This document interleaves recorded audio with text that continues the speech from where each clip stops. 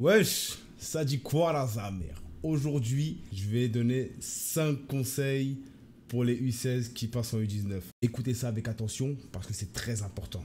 Donc retenez tout ce que je vais dire, ok?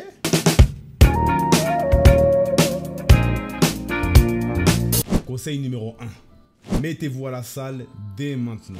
La saison est finie pour certains, pour d'autres la saison n'est pas encore finie, c'est les phases finales. Donc écoutez, pour ceux pour qui la saison elle est finie, commencez à vous mettre à la salle dès maintenant. Peut-être qu'il y en a qui l'ont déjà fait depuis longtemps, mais une chose est sûre, c'est que à partir du moment où tu passes en U19, tu es obligé de te mettre à la salle. Pourquoi? Parce qu'il y a un moment où il faut savoir où le niveau est très élevé comparé à ce qu'on a joué avant, ok? Donc le passage vraiment de U16 à U19, il est vraiment différent déjà d'une parce que U16, si je pense bien, c'est à 9 et U19, c'est à 11. Donc déjà, à partir de là, on est un peu perdu parce qu'il y a 3 nouveaux joueurs sur le terrain. Et le truc, c'est que les cuts sont autorisés. Donc si t'es faible, si t'es fébrile, tu vas pas réussir. Donc c'est mieux, tu te mets à la salle dès maintenant, dès la fin de la saison. Ça va t'aider déjà à te bâtir un bon corps, tu comprends? Tu vas pouvoir être un peu plus solide quand même. Juste histoire de, je dis pas d'aller à la salle pousser comme un fou ou quoi, mais juste pousser à la salle pour faire un bon renfort, pour avoir un bon renforcement musculaire. Tu vois ce que je veux dire? Travaillez aussi votre footwork, ok? Ce qui fait que vous êtes dehors, vous allez sur votre terrain ou quoi, et vous prenez une échelle, vous faites du footwork, etc. Et travaillez ça vraiment comme il faut. Et ce que vous pouvez rajouter en fait à vos séances, c'est de la plio. Pour ceux qui ne savent pas ce que c'est que la plio, vous connaissez, c'est les exercices genre d'explosivité, où tu fais des sauts sur la boxe. T'es explosif, tu comprends? D'ailleurs, j'ai fait une vidéo pour le programme de mon ami Lucas Veluire où justement il me propose un programme d'explosivité. Donc c'est vraiment pas cher. Je pense que ça coûte 30 €, je pense, le programme. Donc les gars, pour 30 €, ça peut vous sauver une saison. Conseil numéro 2. Avoir comme objectif principal en fait de faire gagner le championnat à son équipe.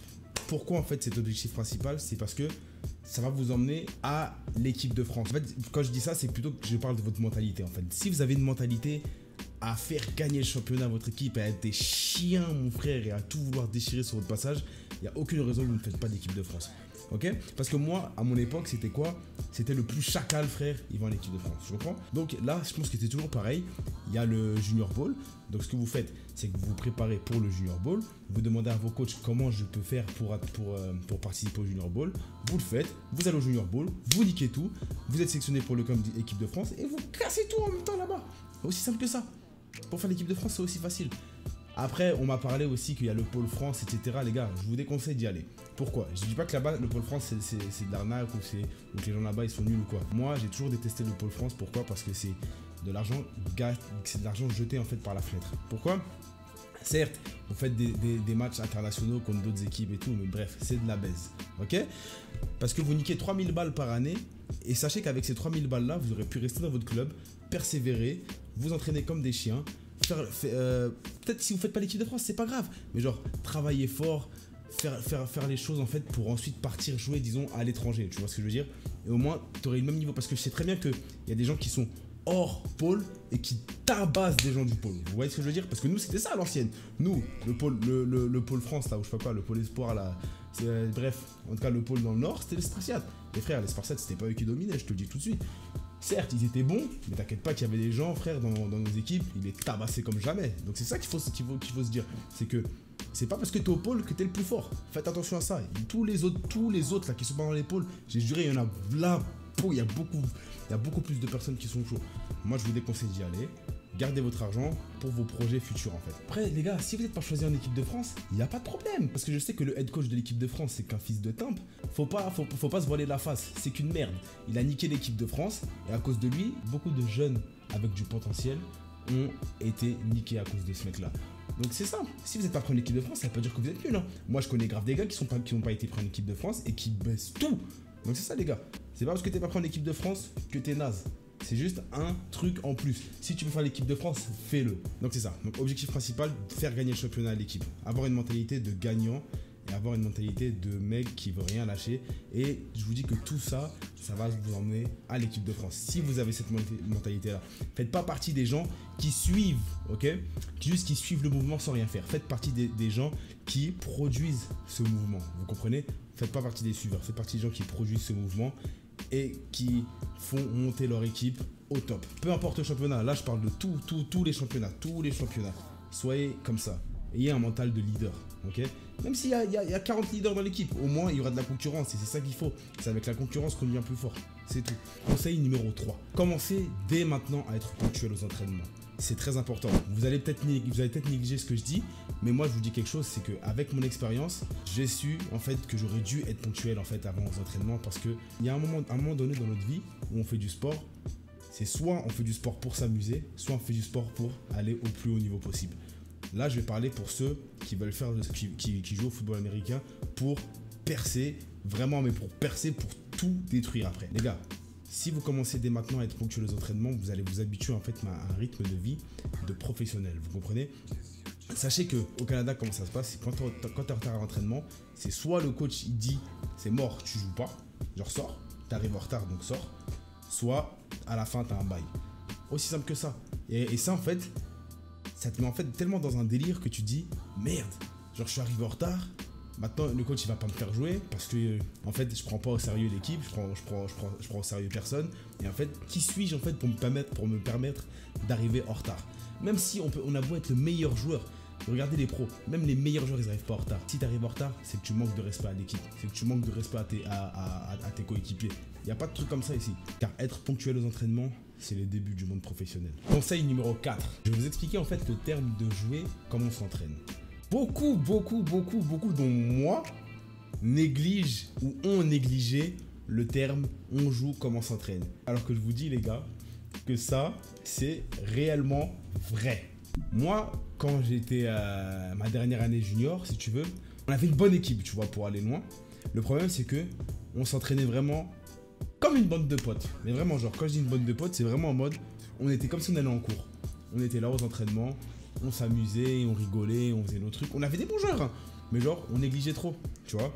Quand tu t'entraînes en fait à l'entraînement en rigolant, en t'amusant, en n'écoutant pas ce que le coach dit, en faisant tes trucs à la légère, arrivé en match, tu vas être là sur le terrain et tu vas te dire, bon, qu'est-ce que je fais? Là, tu vas réfléchir. Alors qu'arrivé au match, mon pote, faut pas réfléchir. Normalement, quand tu arrives au match, c'est des automatismes. Parce qu'on a étudié une équipe toute une semaine. On a mis des jeux en place justement pour contrer l'équipe contre qui on va jouer. Et logiquement, quand tu arrives en match, c'est que des automatismes. Tu vois une attaque ou une défense en place, tu sais déjà comment ça va se passer. Normalement, c'est un automatisme dans ta tête. C'est comme ça que ça marche. Je vous dis les gars, c'est comme ça que ça fonctionne logiquement. Au Canada, c'est comme ça. C'est quand j'étais sur le terrain, je voyais toutes les motions, tous les trucs et je me disais oh ça c'est comme ça. Mais genre ça venait tellement vite dans ma tête que je réfléchissais même pas. En fait, j'y allais parce que on a tellement travaillé ça à l'entraînement, on a mis ça en place que genre c'était easy en fait. Et genre le truc c'est après c'est toi contre le gars, mais au final tu sais à quoi t'attendre. Alors que si tu t'entraînes comme une merde, si tu négliges trop ton entraînement, au final t'arrives à ton match et t'es baisé. Donc les gars, ayez cette mentalité de jouer comme on s'entraîne. Je sais que peut-être c'est dur de faire ça à 12 ou à 8 ou je sais pas, bref, il y a des équipes où il n'y a pas beaucoup de gens à l'entraînement. Mais faites-le quand même. Si vous n'êtes pas beaucoup, justement, faites juste des révisions de jeu. Ou vous révisez, genre disons, 10 fois le même jeu. Des choses comme ça, juste pour que ça rentre dans la tête en fait. Pour que ça rentre. Et qu'après, il n'y a plus de on réfléchit quand on joue. Genre comme ça, quand vous êtes en place, boum, vous enculez le mec directement parce que vous savez ce qui va se passer. C'est aussi simple que ça les gars. Conseil numéro 5. Les gars, prenez un maximum de fun. Je vais appeler ça les années juniors, ok? Les années juniors, c'est vraiment les meilleures années d'une vie. Pourquoi? Parce qu'on est en adolescent semi-adulte, tu vois ce que je veux dire? Et en fait, c'est là que genre tu kiffes ta vie en fait, tu vois, parce que t'es jeune, t'es dynamique, t'as de la pêche, tout ça, t'es en forme, t'es bien. Et c'est là qu'il faut kiffer parce que dis-toi que t'as l'équipe de France junior et l'équipe de France junior, tu pourras plus jamais la refaire après. Tu comprends? Genre des choses comme ça. Et genre quand t'es en senior, tu peux faire l'équipe de France quand tu veux, t'as 40 ans, tu peux être appelé, tu vois. Alors que là, tu peux plus jamais la refaire. Donc c'est pour ça, moi je trouve que les années juniors, c'est les meilleures. Pourquoi? Parce que c'est l'année vraiment où, logiquement, tu as le plus envie de tout casser sur le terrain. Pourquoi? Parce qu'en plus, après tes années juniors, tu mets des projets en place pour partir plus tard, etc. Et je sais pas, c'est quelque chose de fou. Moi je kiffe. Moi j'ai toujours kiffé. On m'a toujours dit de kiffer les années juniors. Et moi, mes années juniors, je les ai toujours kiffés. Parce que tu t'amuses avec tes potos. Alors qu'arrivant en senior, c'est un peu plus ambiance pro, entre guillemets, tu vois. Mais genre ambiance où t'es avec des darons. Où genre, c'est pas tout le monde qui parle à tout le monde. Alors que junior, c'est vraiment en mode on est tous ensemble, on est tous bien, on va tous baiser ensemble. Tu vois ce que je veux dire? Donc c'est ça le truc, c'est que les gars, prenez un maximum de fun. Amusez-vous. niquer des mères et surtout jouer pour percer. Jouez pas pour le plaisir. Quand je dis prenez du fun, ça veut pas dire jouer pour du plaisir. Quand je dis prenez du fun, c'est juste amusez-vous, mais en baisant tout. Donc en tout cas, j'espère que vous avez apprécié cette vidéo. Donc moi, vous connaissez, je suis un mec sans langue de bois. Moi, je retiens pas mes mots. Juste, j'essaie d'être le moins vulgaire possible, ok? On se fait la prochaine fois pour une vidéo conseil sur la transition U19 à senior ou à élite, etc. On aurait d'autres des comme ça, donc voilà. Là, c'était juste la première d'une longue série, on va dire, entre guillemets. Allez, peace. C'était un soir d'hiver, je me baladais tout seul tel un vagabond. Elle n'était pas si seule, elle traînait avec cette salope que je n'aime pas, mais bon.